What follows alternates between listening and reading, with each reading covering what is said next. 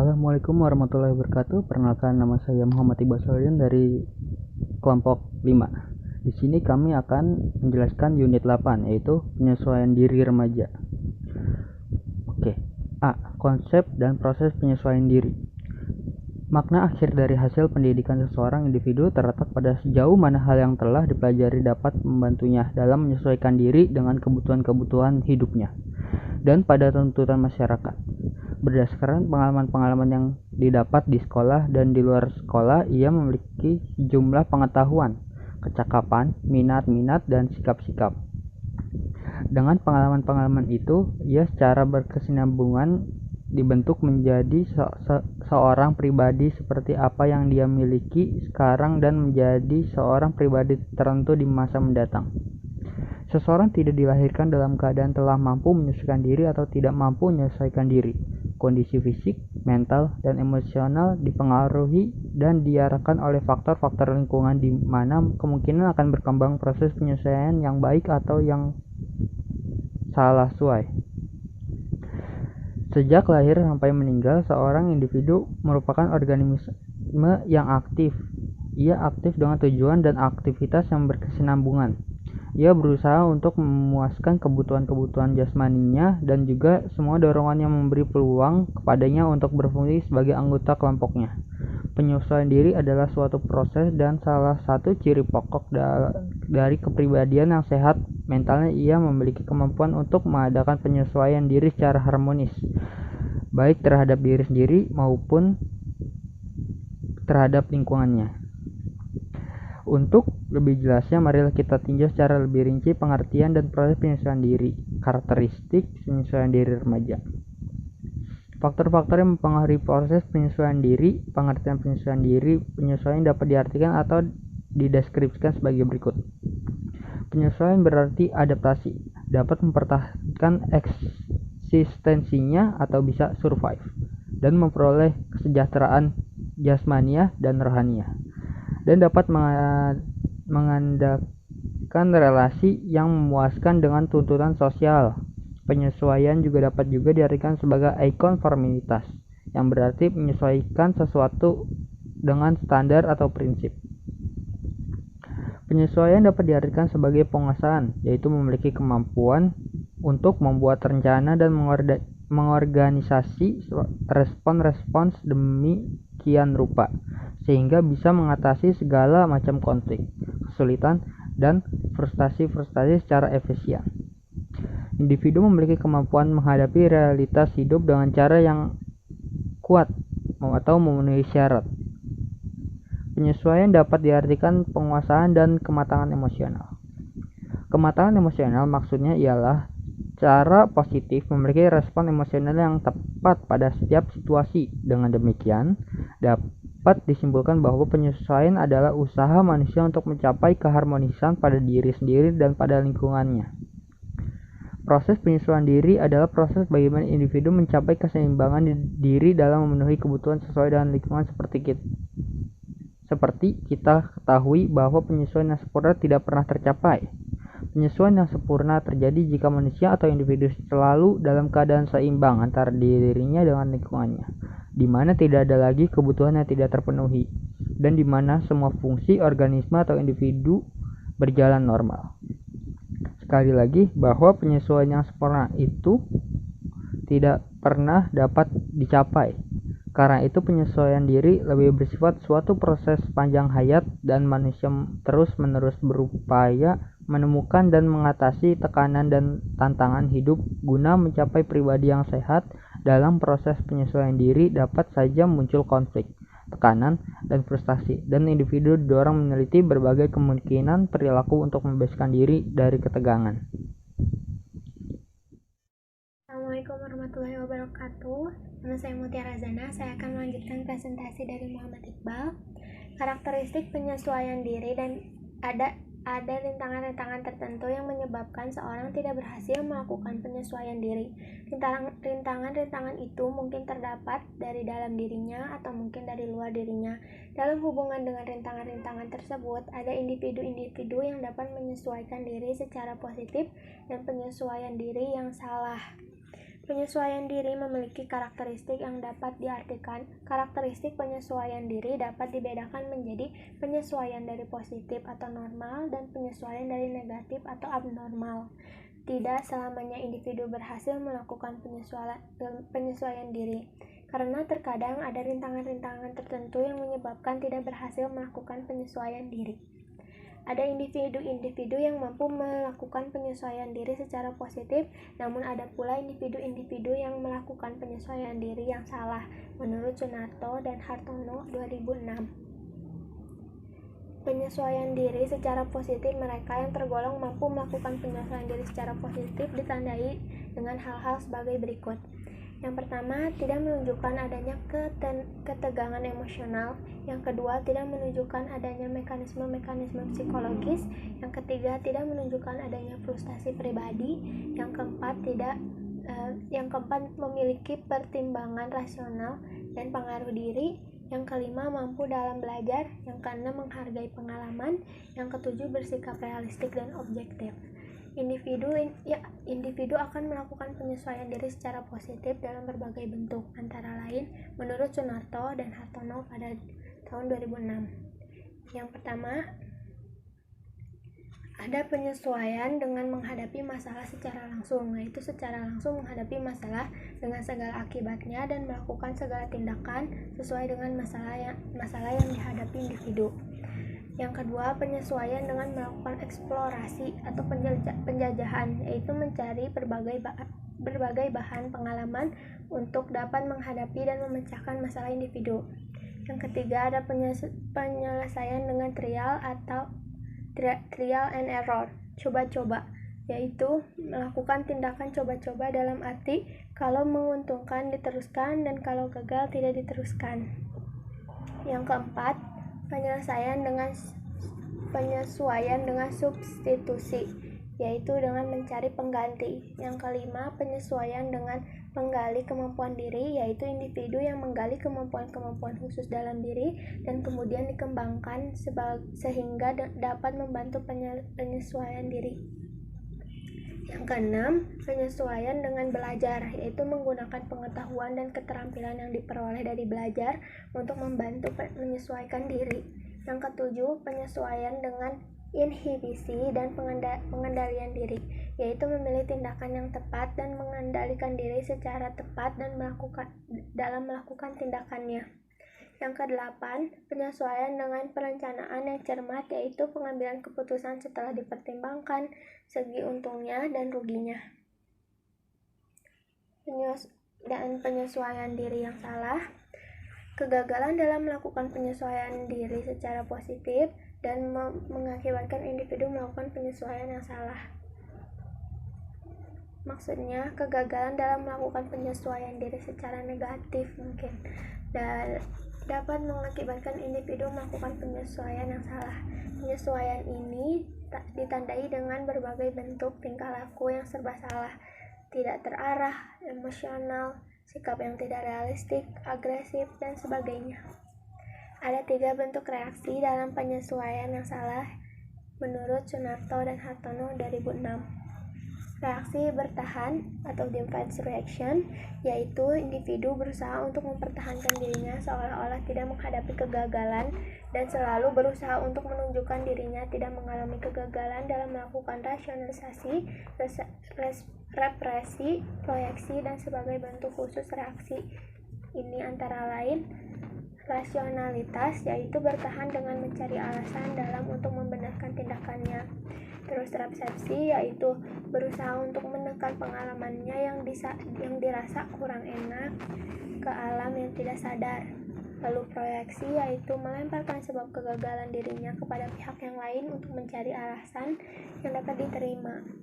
Sour grapes atau anggur kecut, yaitu dengan memutarbalikkan kenyataan dan sebagainya. Terima kasih.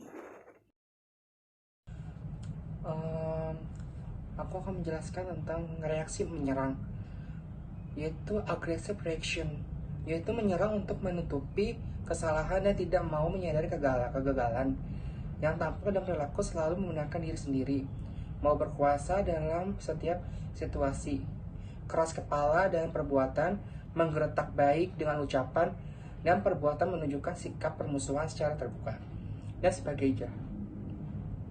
Orang yang mempunyai penyesuaian diri yang salah menunjukkan tingkah laku yang bersifat menyerang untuk menutupi kegagalannya, dia tidak mau menyadari kegagalannya. Reaksi-reaksi ini yang tampak dalam tingkah laku,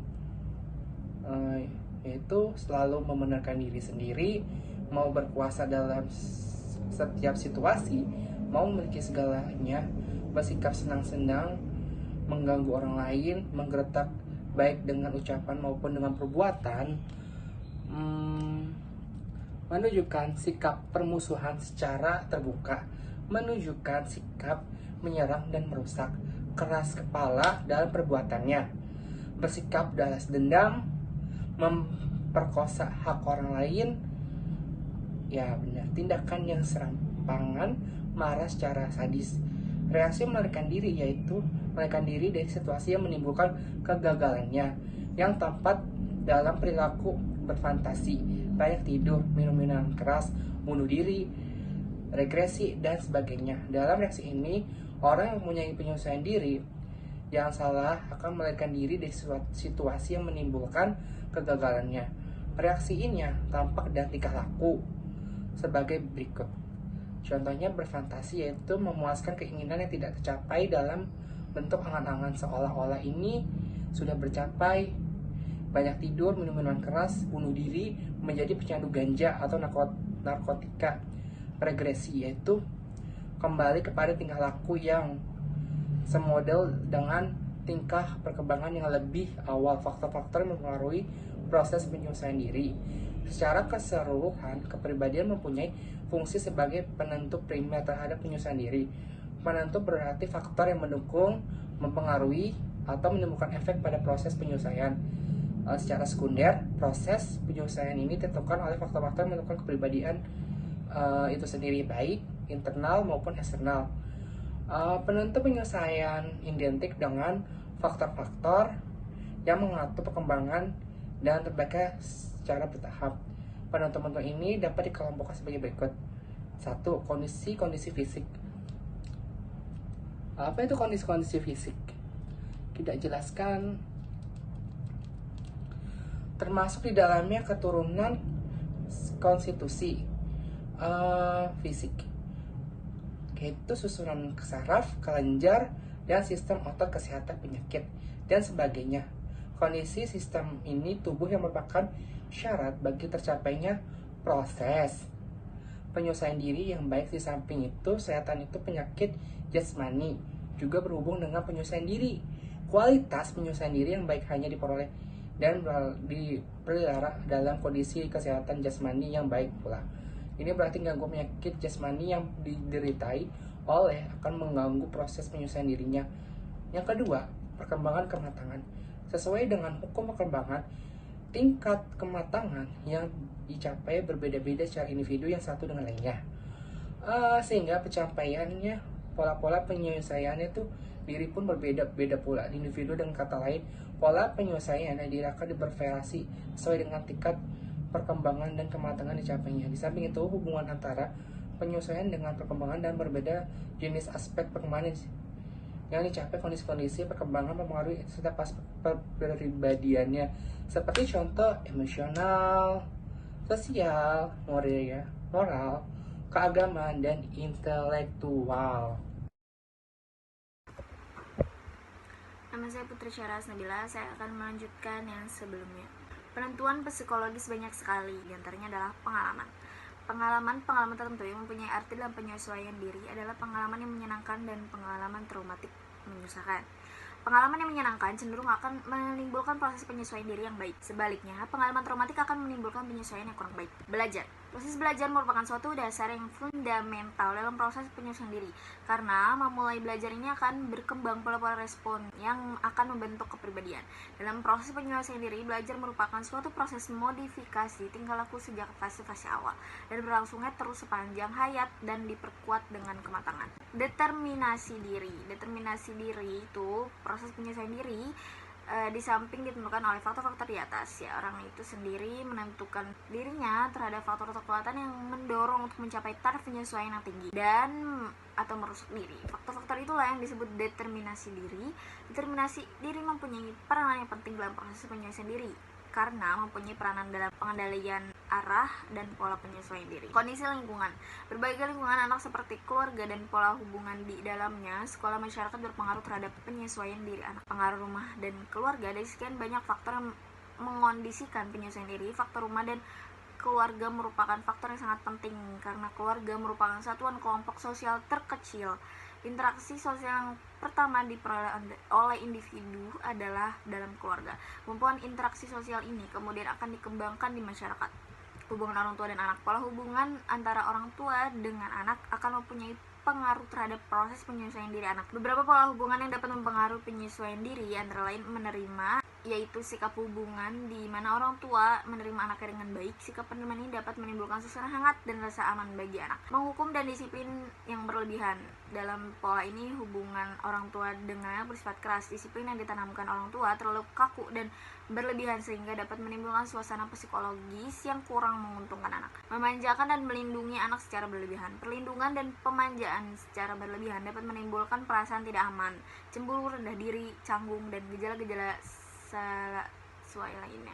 Penolakan yaitu pola hubungan di mana orang tua menolak kehadiran anaknya. Beberapa penelitian menunjukkan bahwa penolakan orang tua terhadap anaknya dapat menimbulkan hambatan dalam penyesuaian diri. Hubungan saudara. Suasana hubungan saudara yang penuh persahabatan, kooperatif, saling menghormati, penuh kasih sayang, mempunyai kemungkinan yang lebih besar untuk tercapainya penyesuaian yang lebih baik.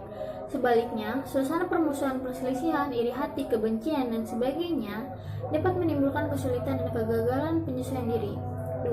Masyarakat. Keadaan lingkungan masyarakat di mana individu berada merupakan kondisi yang menentukan proses dan pola-pola penyesuaian diri. Kondisi studi menunjukkan bahwa banyak gejala tingkah laku salah sesuai sumber dari keadaan masyarakat. Pergaulan yang salah di kalangan remaja dapat mempengaruhi pola-pola penyesuaian diri. 3. Sekolah.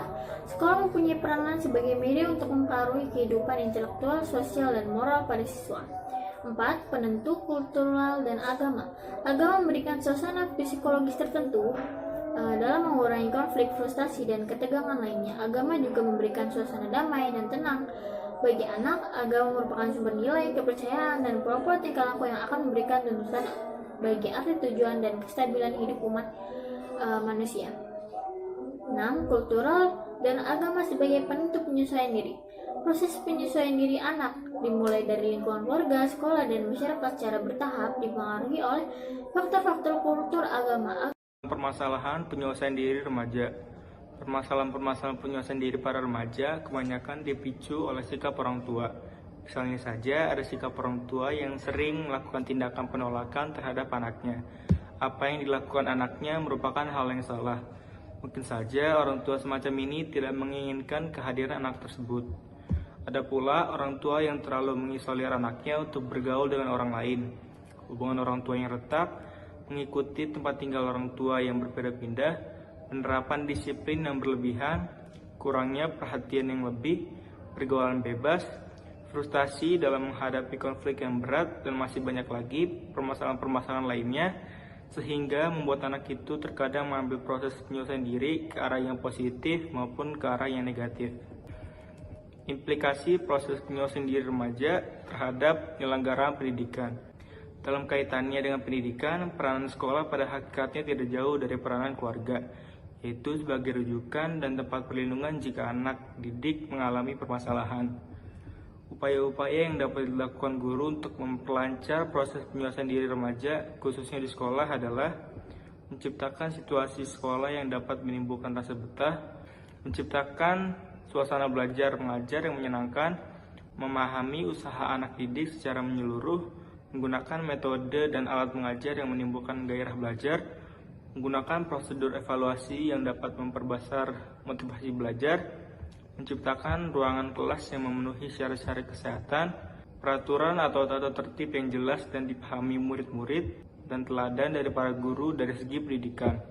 Diharapkan pula setiap guru memiliki atau dituntut memiliki figur pendidik, diantaranya memberi kesempatan, antusias, dan berminat dalam kegiatan siswa, ramah dan optimis, mampu mengontrol diri, tidak mudah kacau dan teratur tindakannya, senang kelakar, mempunyai rasa humor, mengetahui dan mengakui kesalahan-kesalahan sendiri, jujur dan objektif dalam memperlakukan siswa, menunjukkan pengertian dan rasa simpati dalam bekerja dengan siswa-siswanya.